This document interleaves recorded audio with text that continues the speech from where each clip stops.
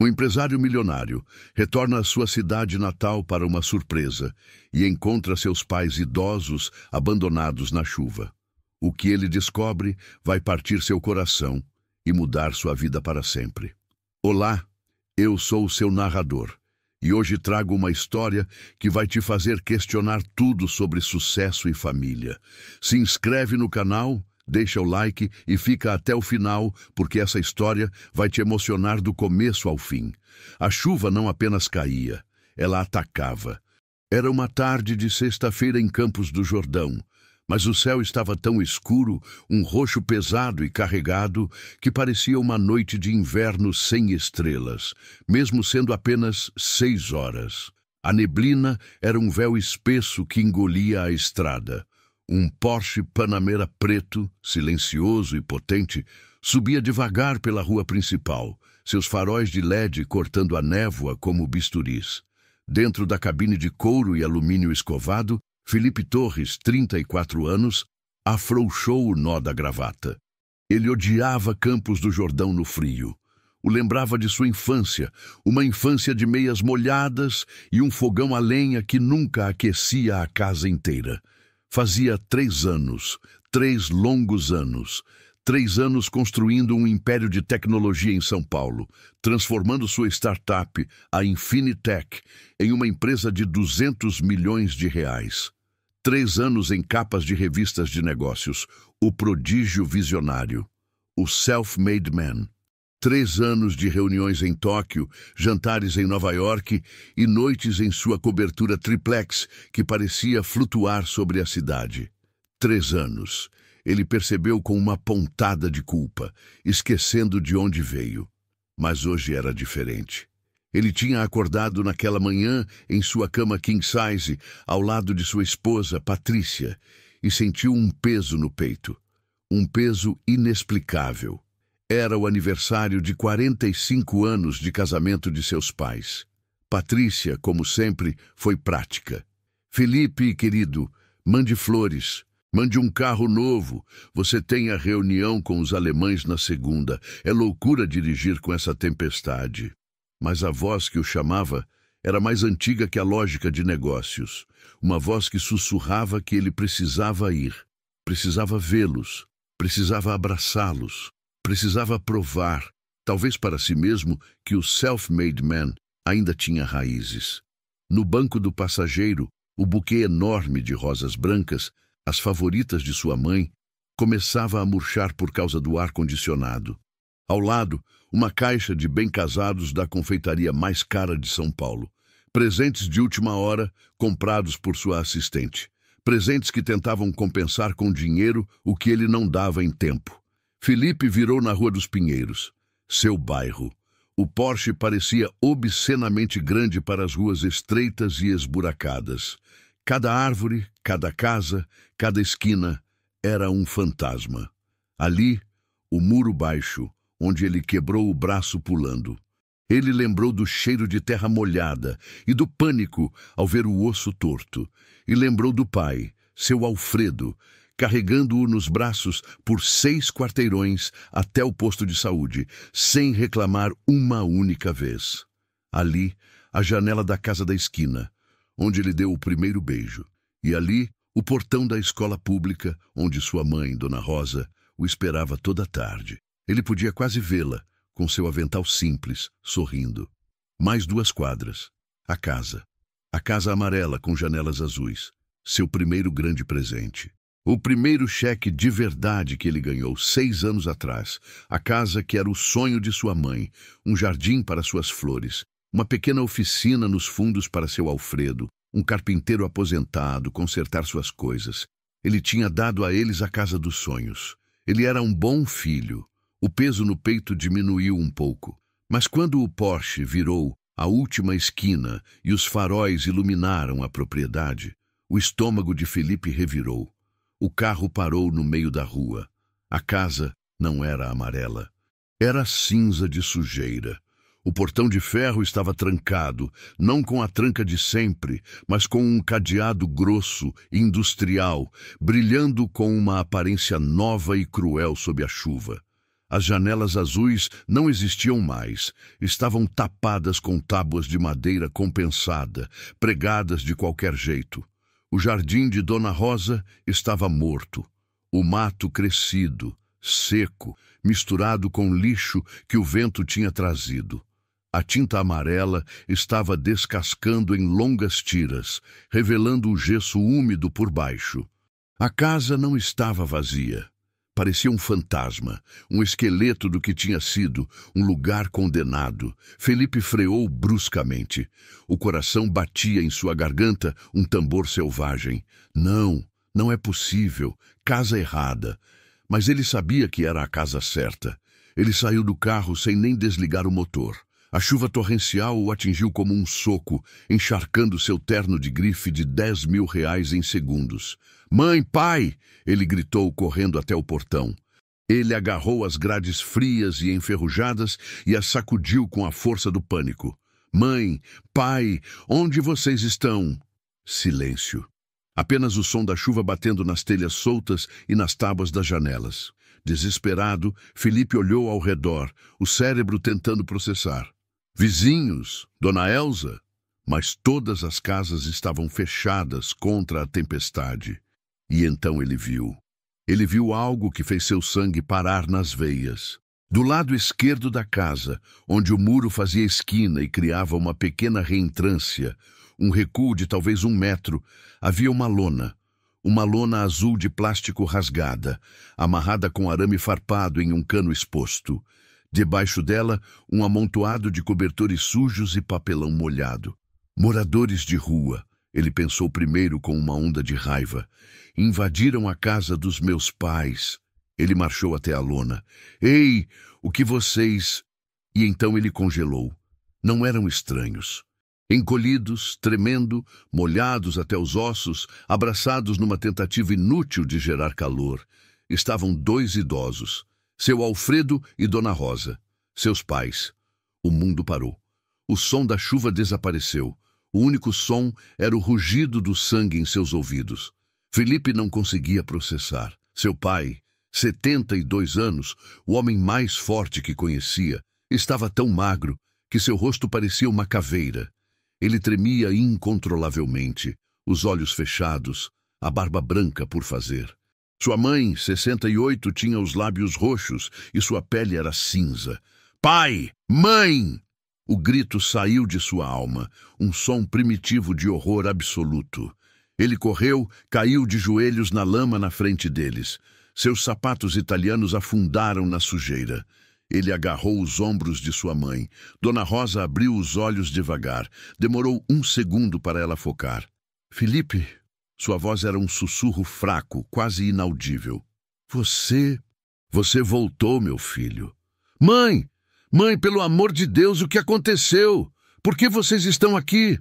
As lágrimas quentes de Felipe se misturavam com a chuva gelada em seu rosto. Seu Alfredo não conseguia olhar para o filho. Ele apenas encolheu os ombros. Uma postura de vergonha e derrota que quebrou Felipe em 1000 pedaços. "A casa..." disse o velho, a voz rouca. "A casa não é mais nossa, filho."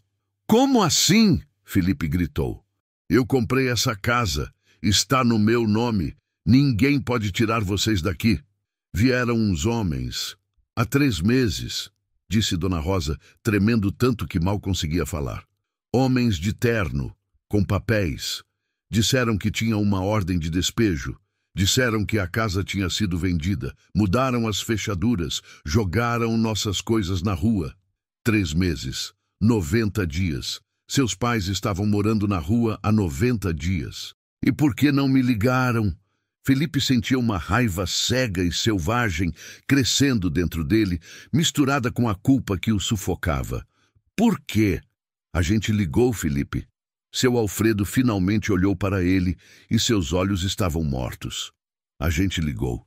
Todo santo dia, durante semanas, mas sua mulher sempre atendia. Patrícia. Ela sempre dizia a mesma coisa, continuou o velho.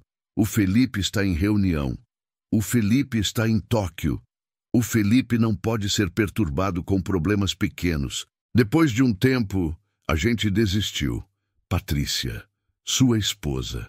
Felipe sentiu algo escuro e frio tomar conta dele. Uma realização terrível. Mas primeiro seus pais. Eles estavam morrendo de frio. Vamos. Ele tirou seu paletó de grife encharcado e cobriu os ombros da mãe. Vamos para o carro. Agora. Ele os colocou no banco de trás do Porsche. O couro creme de alta qualidade ficou manchado de lama e água suja. Ele ligou o aquecedor no máximo. No hospital, 15 minutos depois, os médicos confirmaram. Hipotermia moderada em ambos, desnutrição severa. Mais alguns dias naquela chuva e poderia ter sido fatal. Felipe sentou na sala de espera de plástico verde, sua cabeça entre as mãos.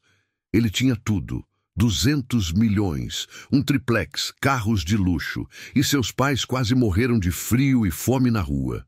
Que tipo de homem ele era? Ele pegou o celular, a tela iluminando seu rosto destruído, e ligou para Patrícia. Amor, finalmente. A voz dela era alegre e irritada. Onde você está? A reunião com os alemães é em 1 hora e... Encontrei meus pais. Felipe interrompeu. Sua voz era gelada, tão fria que assustou a si mesmo. Houve uma pausa. O quê? Felipe, querido, você está estranho. Debaixo de uma lona, na chuva, morrendo de fome. Há 3 meses. O silêncio do outro lado foi total. Felipe, eu posso explicar? Quantas ligações você interceptou, Patrícia? Eu estava te protegendo. Eles são uma distração. Eles sempre te ligam por causa de dinheiro, por... Eram minha família, Felipe gritou, fazendo uma enfermeira pular. E você os colocou na rua. Eu usei a procuração que você me deu para administrar os bens menores. A voz dela ficou defensiva, corporativa. Foi tudo legal. Aquela casa era um ativo improdutivo. Eu vendi e investi o dinheiro em... Você vendeu a casa dos meus pais. Eles são pobres, Felipe. Eles te seguravam. Sua imagem não podia estar associada a isso. Eu te fiz um favor. Felipe olhou para o telefone. A mulher com quem ele era casado, a mulher com quem ele dormia. Ele desligou, bloqueou o número. E naquele momento, na sala de espera fedendo a desinfetante, ele tomou uma decisão. Felipe não dormiu.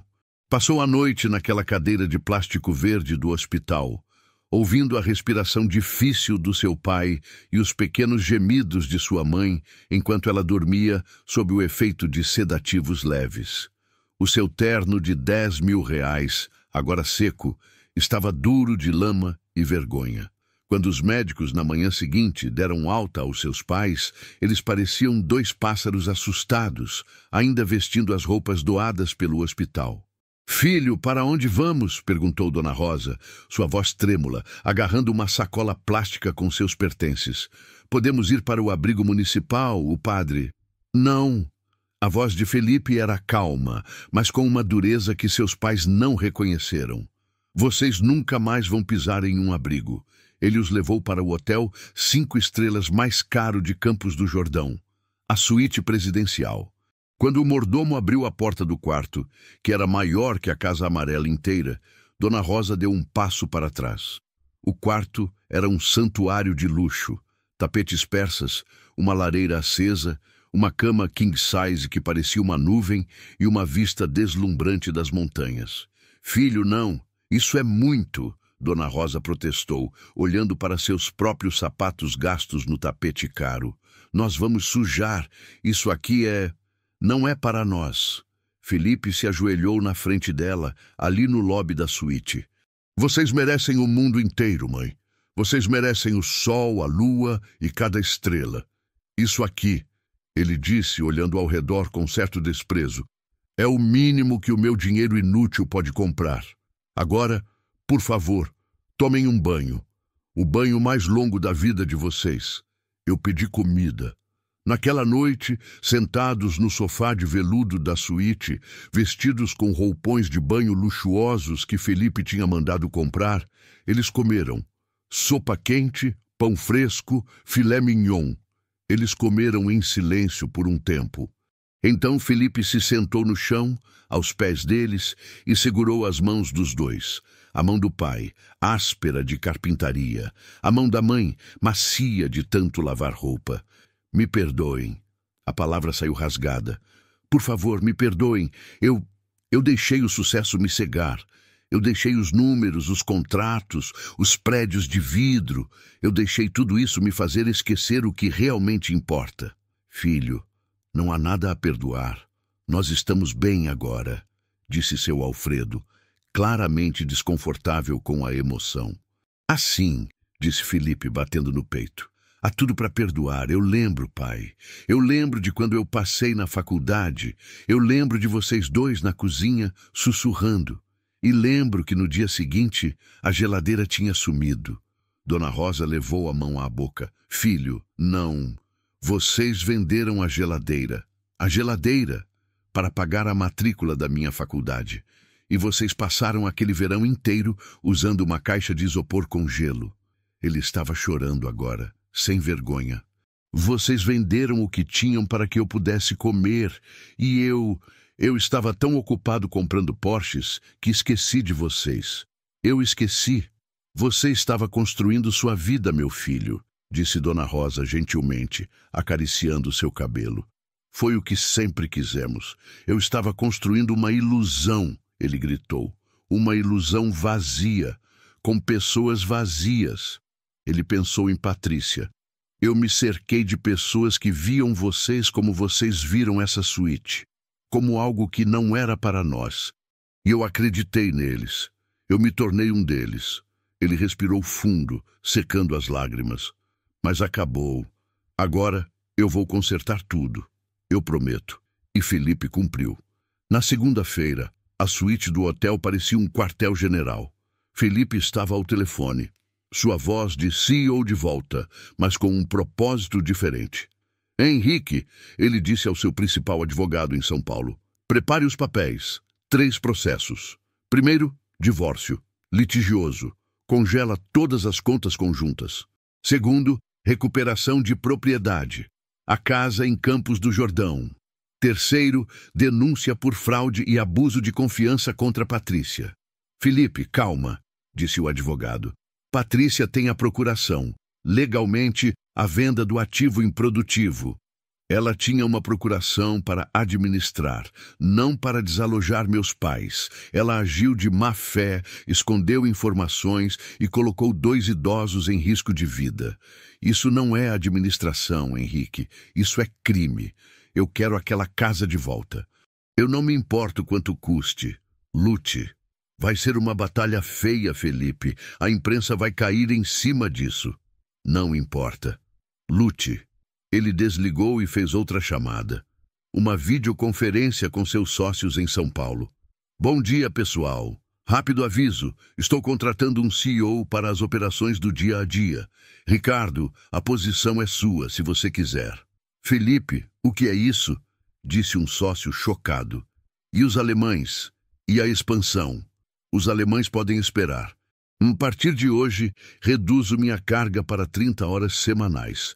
E todo fim de semana, de sexta a segunda, estarei offline, em Campos do Jordão, com meus pais. Você vai perder dinheiro, Felipe, avisou o sócio. Você vai perder o ritmo. A empresa vai sofrer. Felipe olhou para a câmera, seus olhos cansados, mas firmes. Eu quase perdi minha família. Eu já perdi minha alma. O dinheiro é a última coisa com que estou preocupado agora. Ele fez uma pausa. Vou ganhar vida. Aceita quem quiser ficar. E desligou. A batalha começou. E como o advogado previra, foi feia. Patrícia, vendo seu império desmoronar, contra-atacou com ferocidade. Ela foi à imprensa. Deu entrevistas exclusivas para colunistas sociais, pintando Felipe como um marido frio e ausente e a si mesma como a vítima. A esposa troféu, descartada quando ele se cansou dela. Sobre os pais dele, ela foi cruelmente prática. Eram um poço de dinheiro. Eu estava protegendo nosso patrimônio. Felipe nunca se importou com eles até decidir usar isso contra mim no divórcio. Os tabloides se deleitaram. Guerra dos Torres. CEO de 200 milhões e a esposa traidora. Felipe ignorou tudo. Enquanto Patrícia falava com a imprensa, ele falava com seus pais. Pela primeira vez na vida, ele ouviu suas histórias. Ele aprendeu sobre os 3 meses na rua, sobre o padre Miguel, que os deixava dormir no alpendre da igreja até que os fiéis mais ricos reclamaram, sobre as noites em que a única coisa que comeram foi sopa rala doada por uma vizinha, sobre a humilhação de seu Alfredo ao tentar vender suas ferramentas de carpintaria por alguns trocados. Cada história era uma faca no peito de Felipe, e cada faca afiava sua determinação. Henrique, disse ele ao advogado em uma chamada, eu não quero destruir a Patrícia, eu quero justiça e quero minha casa de volta.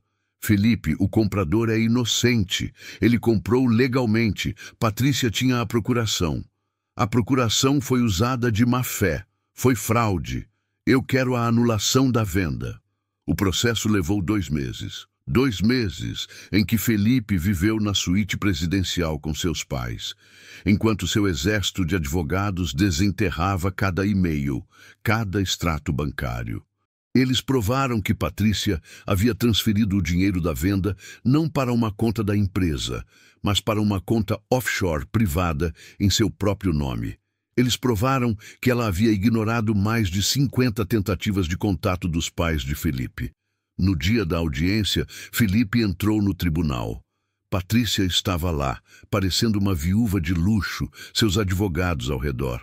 Felipe não a atacou. Ele apenas contou a verdade. Meritíssimo, eu fui um filho negligente. Eu estava cego pelo sucesso. Eu confiei na minha esposa para administrar minha vida. E enquanto eu estava em capas de revista, ela usou essa confiança para vender a casa dos meus pais e colocá-los na rua. Eu falhei com eles, mas ela cometeu um crime. A decisão do juiz foi rápida. A venda da casa foi anulada por fraude evidente e abuso de confiança. O comprador inocente foi totalmente compensado por Felipe, e uma investigação criminal foi aberta contra Patrícia por fraude e abandono de incapaz. Quando Felipe saiu do tribunal, ele não se sentia vitorioso. Sentia-se exausto, mas livre. Naquela mesma tarde, ele foi até a Casa Amarela. O cadeado ainda estava lá. Ele usou um alicate cortador que comprou na loja de ferragens para arrebentá-lo. O som do metal se partindo foi o som mais satisfatório que ele já tinha ouvido. Ele abriu a porta. O cheiro de mofo e abandono o atingiu. Lá dentro estava um caos. Os homens de terno haviam revirado tudo. Móveis quebrados. Fotos de família pisoteadas no chão. Dona Rosa e seu Alfredo chegaram logo depois.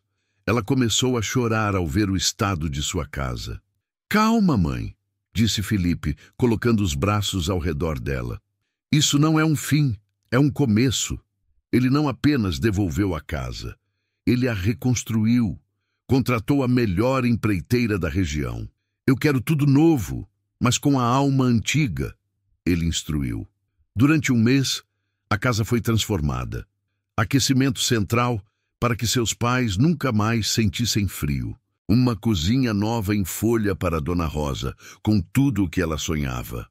Banheiros modernos e acessíveis. E a oficina de seu Alfredo foi totalmente reequipada com as melhores ferramentas de carpintaria. O jardim foi revitalizado por um paisagista. Quando ficou pronta, Felipe os levou para ver. Dona Rosa chorou ao entrar na nova cozinha. Seu Alfredo ficou parado na porta de sua nova oficina, os olhos marejados, passando a mão por uma serra de bancada nova. Está linda, filho. Essa casa é de vocês, para sempre. Felipe entregou a eles os novos documentos. Eu transferi a escritura. Está no nome de vocês 2. Ninguém pode tirar isso de vocês. Nunca mais. Seu Alfredo se virou e abraçou o filho com força. O abraço forte que Felipe se lembrava da infância. Obrigado, meu filho. Obrigado por voltar para a gente. Não, disse Felipe abraçando-o de volta. Obrigado por não desistirem de mim. 1 ano se passou. O Felipe Torres, que agora andava pelas ruas de Campos do Jordão, era um homem irreconhecível do CEO que havia chegado em um Porsche, envolto em arrogância e culpa. Ele ainda era tecnicamente um milionário, ainda membro do conselho da Infinitec, mas o título não significava mais nada. O terno de grife tinha sido substituído por jeans e camisas simples. A batalha do divórcio tinha sido rápida e brutal. Patrícia, confrontada com as provas criminais de fraude e o testemunho dos vizinhos de Campos do Jordão, não teve chance. Ela saiu de sua vida levando uma pequena, mas significativa, parte do patrimônio. Felipe assinou os papéis sem hesitar. Ele não se importou. Descobriu que doar milhões em um divórcio era um preço pequeno a pagar para remover um câncer de sua vida. Ele tinha recuperado algo que Patrícia nunca poderia tocar: sua família e sua alma. Sua rotina mudou completamente. Ele vendeu a cobertura triplex em São Paulo, um ninho de vidro no céu, como sua mãe o chamou, e comprou um apartamento funcional na mesma rua da Casa Amarela. A sua nova vida era deliberadamente lenta. Ele ainda trabalhava em teleconferências por 30 horas semanais, mas seu relógio agora era o sol, não a agenda. Toda sexta-feira ele dirigia de São Paulo, agora em um carro híbrido e discreto, e ficava até segunda de manhã. Todo sábado, o almoço era na casa dos pais. Dona Rosa cozinhava e Felipe sentava na cozinha, apenas ouvindo-a falar sobre os vizinhos, sobre o jardim, sobre nada. E era a conversa mais importante da sua semana. À tarde, ele ia para a nova oficina com seu Alfredo. Eles trabalhavam lado a lado, o cheiro de madeira e verniz, substituindo o cheiro de ar-condicionado de escritório. Eles não falavam muito, mas o som das ferramentas era uma linguagem própria. E então ele conheceu Ana. Ele não a conheceu em uma gala ou em uma reunião de negócios. Ele a conheceu na fila da padaria local, no sábado de manhã, enquanto comprava pão fresco para seus pais. Ela era professora na escola municipal onde ele estudou. Ela era simples, direta, com um sorriso que iluminava o rosto sem precisar de maquiagem. Ela não ficou impressionada com o nome Felipe Torres da Infinitec. Ela ficou impressionada com o modo como ele segurava o braço de Dona Rosa enquanto atravessavam a rua. Ela amava seus pais tanto quanto ele. Ela era o oposto de Patrícia em todos os sentidos. Ela era real. No aniversário de 46 anos de casamento de seu Alfredo e Dona Rosa, a cena era outra. A Casa Amarela estava cheia de luz. A mesa de jantar, que Felipe e seu Alfredo tinham lixado e envernizado juntos, estava posta. Dona Rosa trouxe um frango assado dourado, o cheiro enchendo a casa. Felipe, Ana, seu Alfredo e Dona Rosa. A família. Eles riram, comeram, viveram. Felipe olhou para o rosto de seu pai, agora mais saudável. Olhou para sua mãe, cujos olhos brilhavam novamente.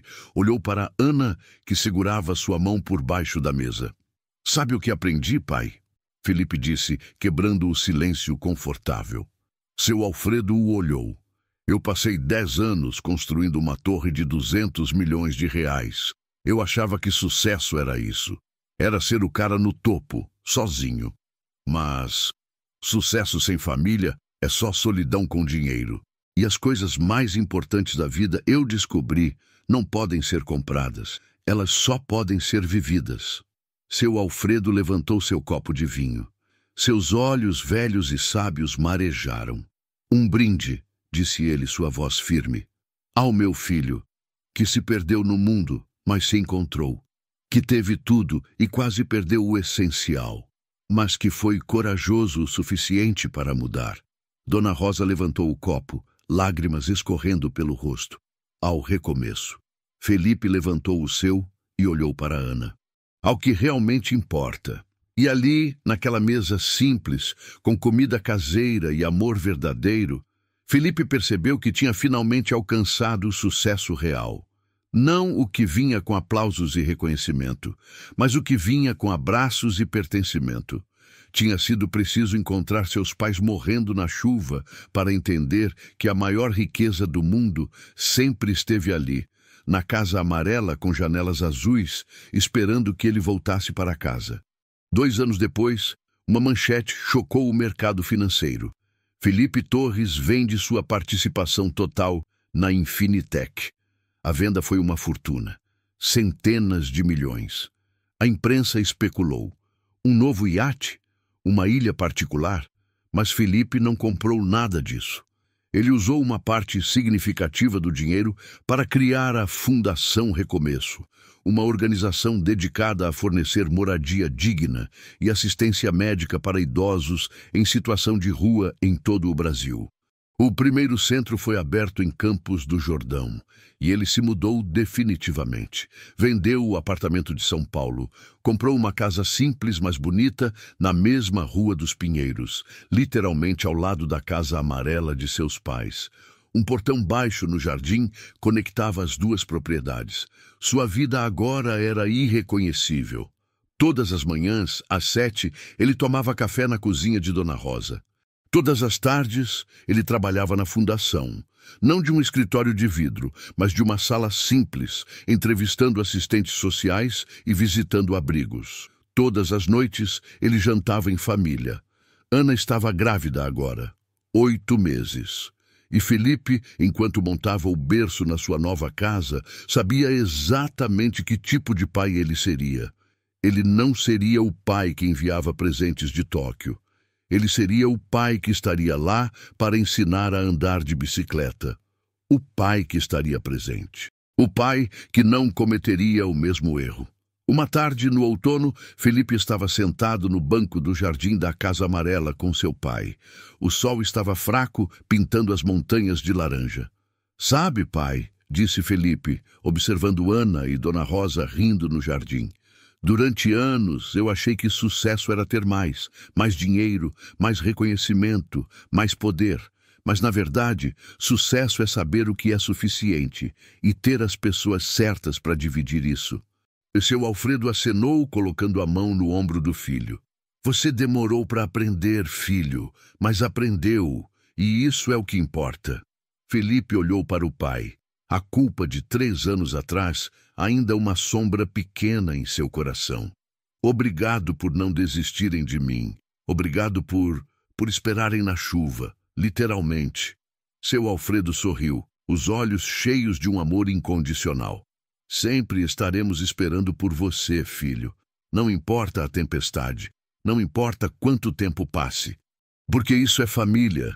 A gente não desiste, a gente espera, a gente ama, sempre." E enquanto o sol se punha sobre as montanhas de Campos do Jordão, Felipe segurou a mão de seu pai e entendeu que tinha tudo, não porque tinha milhões no banco, mas porque tinha amor, tinha família, tinha uma casa. Ele tinha voltado para onde sempre pertenceu. Se essa história tocou seu coração, deixa o like. Se você tem pais, liga para eles agora. Não espera. Não deixa para amanhã. Porque a gente nunca sabe quanto tempo temos. Escreve nos comentários, família primeiro, se você entendeu a mensagem. E se inscreve no canal, porque toda semana eu trago histórias que vão te fazer repensar o que realmente importa na vida. Até a próxima.